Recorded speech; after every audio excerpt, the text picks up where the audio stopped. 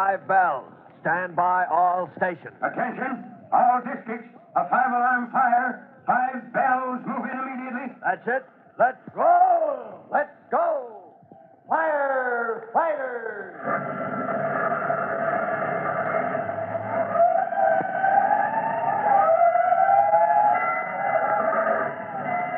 Presenting Firefighters, the true-to-life story of our unsung heroes who stand ready to ride by day or night against our most murderous enemy, the demon of fire. In just a minute, we'll join Chief Cody and Tim down by the docks, where Tim and his friend Mushnosky have just come under the suspicious scrutiny of Sergeant McGurk after the young fireman had brought up a bundle of counterfeit plates from the bottom of the river. Sergeant McGurk thinks the boys may be implicated in some way and wants to see them at headquarters. And to make matters worse, Mushnosky has suddenly turned up missing. Before we find out what happens next, hear an interesting message.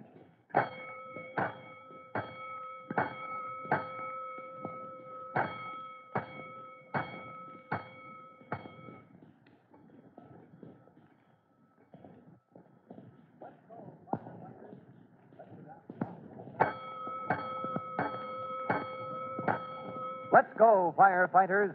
Let's go down to the office of the Tennacombe Towboat Company, where Chief Cody is saying to Tim.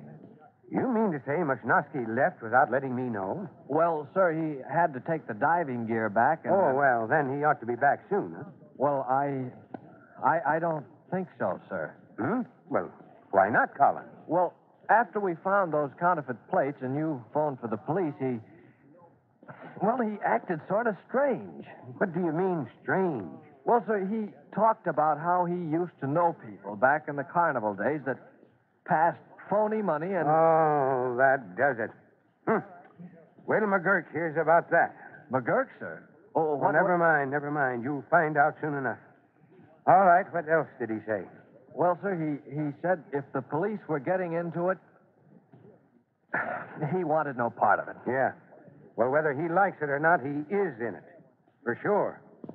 Tim, where's Mushnosky live? Do you know? Oh, yes, sir. On Dulcimer Street. I was there once to see him. Why, Chief? You've got to get him. Sergeant McGurk wants to see you both down at headquarters right away. Both of us? Yep. Well, you mean me too? You too, Tim. Oh, but, Chief, how am I mixed up in this thing? I just went I know, kid. I know that you or Mushnosky probably have nothing to do with how those plates got on the bottom of the river. But McGurk says this counterfeit case is red hot.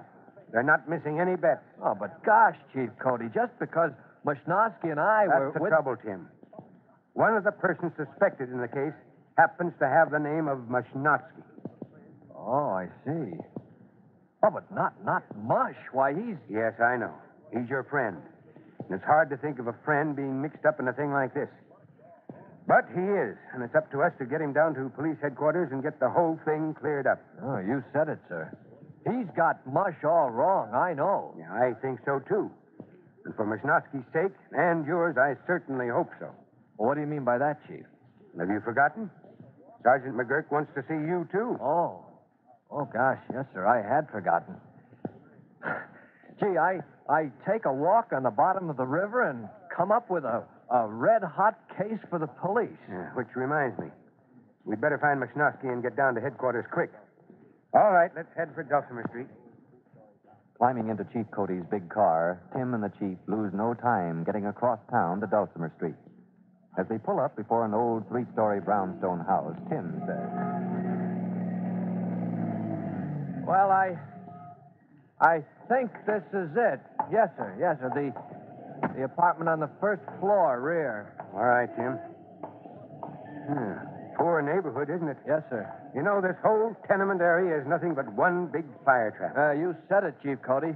More fires in this section than any other in the city, according to the figures. Well, been studying, I see. Good boy, good boy. Yes, sir. Yes, sir, but knowing that it's a fire trap, Chief Cody, doesn't improve the situation. No. Oh, here's the bell, Mushnosky. Oh, just ring. Mush has had quite a time of it, I guess.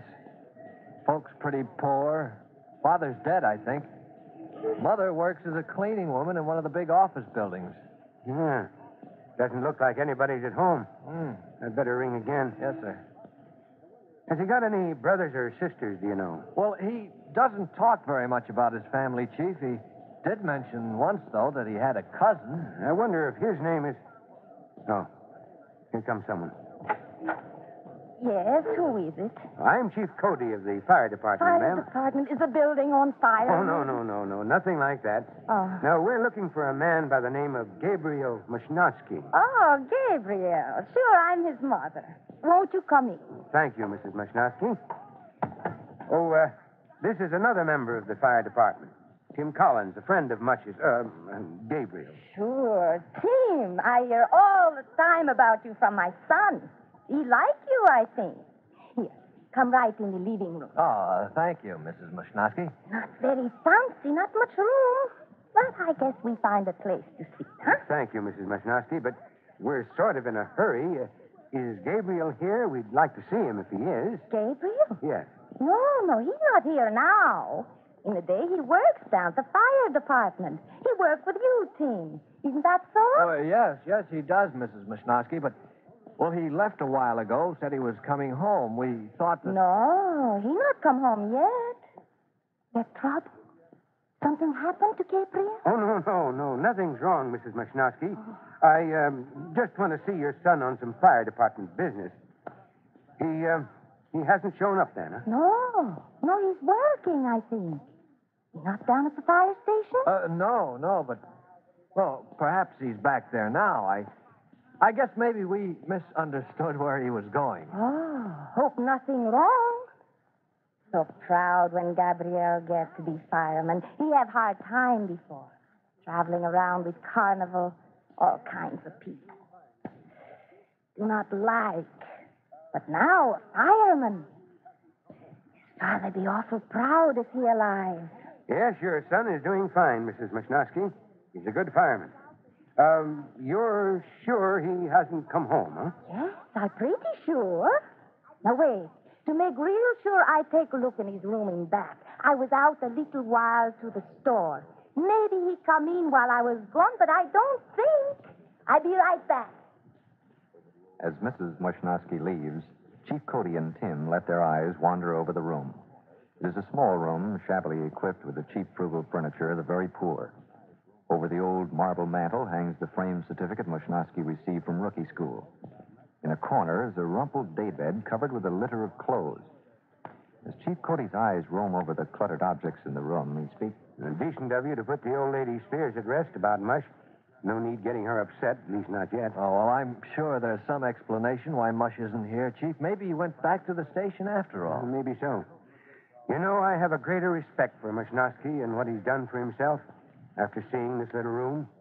Coming from the slums like this, fighting his way up. I hope McGurk's all wrong. Oh, he's got to be, Chief. Mush is as fine a guy... Wait a minute. Do you see what I see? What's that, Chief? What do you see? Over on the daybed in the corner. Well, what is it? A pair of pants. Oh, yeah, there's a pair of pants, all right, but... Now, look, a pair of tweed pants, Tim. Oh, sure, they're tweed, all right, but I still can't see... That coat the counterfeit plates were wrapped in. That was tweed, too. Hey, that's right. And if I'm not awfully mistaken, these pants match that coat. I believe you're right, Chief. Yeah, same color, same texture. Gosh, do you suppose that means... I don't know what it means, Tim, but I don't like the looks of it. Gee, maybe Mush is mixed up in this thing after all, but I can't... Here comes Mrs. Mashnosky. No, Gabriel not here. I look everywhere. He must be at fire station. Yes, maybe he is, Mrs. Mashnosky. Well, we won't bother you any more in any case. Come on, Tim, we'll be going. Sorry you come for nothing. That's all right, Mrs. Mashnosky. You've been very helpful. Come on, Tim. Yes, sir. You sure everything all right with my Gabriel, huh? Don't worry, Mrs. Mashnosky. Everything's all right, I'm sure. And goodbye. Goodbye. I tell Gabriel you call. Gosh, Chief, you... Well, don't you think maybe we should have taken those pants for Sergeant McGurk to examine? That's police business, Tim. Nothing for the fire department to get into. We'll report it to McGurk, of course, and then let him carry on from there. Gosh, as much as I hate to admit it, it looks like Mush is mixed up in this counterfeit business. Yeah, Tim, it certainly looks bad. And we'd better get down and see Sergeant McGurk at police headquarters on the double. Well, it looks like the fire department is getting deeper and deeper into the case of the counterfeit plates. Can it really be that Private Mushnosky, Tim's friend, is involved with a gang of counterfeiters? If he's not, why has he disappeared when the police came into the case? And what about the pair of pants the chief found in Mushnosky's apartment? Do they really match the counterfeiter's coat? We'll learn the answers to a lot of these questions in the next true-to-life episode of The Firefighters. In just a moment, Chief Bob Cody will tell you, boys and girls, how you can help the firefighters in your own town. But first, here's a message you ought to hear.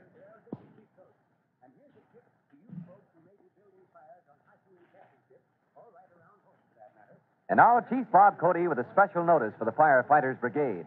Chief Cody. Hello, boys and girls. This is Chief Cody. And here's a tip to you folks who may be building fires on hiking and camping trips, or right around home for that matter. Whatever you do, avoid using inflammable liquids, kerosene, fuel oil, or gasoline to start your fires. Paper and small kindling will do just as well, and it's a lot safer. And don't forget to make sure that fire is out when you leave. Well, that's all for now. You'll hear from me soon. Fire Chief Cody and the young rookie fireman Tim Collins will be back on the same station the next time you hear... That's it. Let's go! Let's go! Firefighters! Firefighters is a copyrighted feature of William F. Holland Productions.